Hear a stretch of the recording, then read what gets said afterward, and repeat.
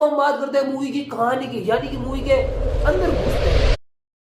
South industry ने जब से मूवीज बनाई तब तक न्यूटन की आंखों से आंसू ही बहे, लेकिन अब की बार न्यूटन को सर उठा के जीने का मौका मिला है, क्योंकि साउथ इंडस्ट्री ने पहली बार एक ऐसी मूवी बनाई जिसमें न्यूटन के सारे नियमों की पूरी पालना की गई। मुझे पता है आपके लिए यकीन करना मुश्किल है, मेरे लिए भी था, लेकिन जब मैंने बाबा रामदेव के लुक में धनुष की मिरर देखी ना, तो यकीन करने से खुद को रोक नहीं पाया, क्योंकि ये मूवी नेचुरल तरीके से चल रही थी। इसमें ना तो धनुष को उड़ते हुए दिखाया गया और ना ही उसने अकेले टाइगर श्रॉफ की तरह पूरी की पूरी सेना का दीवाना निकाला। मूवी की जो कहानी है वो ट्रिपल आर से इंस्पायर्ड है, जिसमें आपकी छाती में देशभक्ति का छूरा घोंपा जाएगा और आपके कानों में आजादी का नारा गूंजेगा। अंत में धनुष जीत कर भी खुश नहीं होगा, क्योंकि लव तो इसमें शुरू होने से पहले ही खत्म हो जाता है, क्योंकि धनुष अपने ही प्यार को अपने ही हाथों से किसी और के साथ भगा देता है।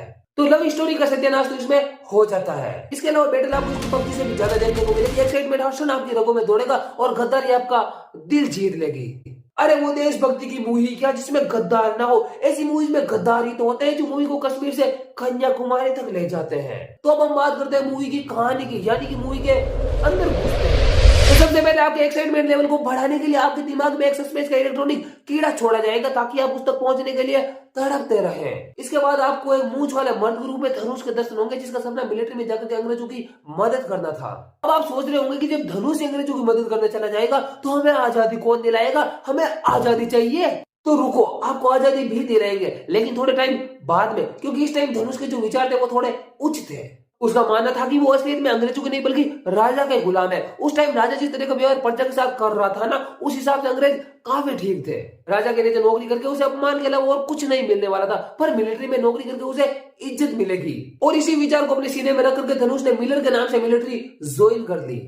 मिलिट्री ज्वाइन करने के कुछ टाइम बाद मिलर की जिंदगी में आता है वो टर्निंग पॉइंट जिसने मिलर को मिलर से पतंजलि कैप्टन मिलर बना दिया। दरअसल हुआ यूं कि जनरल सेना की एक टुकड़ी लेकर के कहीं पे जाता है, जिसमें धनुष भी शामिल होता है। सैनिकों को यह नहीं पता था कि वो कहां पे जा रहे हैं, लेकिन जब पता चला तो सबके माथे से पसीना छूट गया और सबके हाथ कांपने लगे, क्योंकि उनके सामने अपने ही लोग खड़े थे जिनके ऊपर उन्हें फायरिंग कर दी थी। ना चाहते हुए भी सैनिकों ने फायरिंग की और एक एक करके सबको छलनी कर दिया। सैनिकों की टोली में मिलर था और छलनी होने वाले लोगों में मिलर का भाई।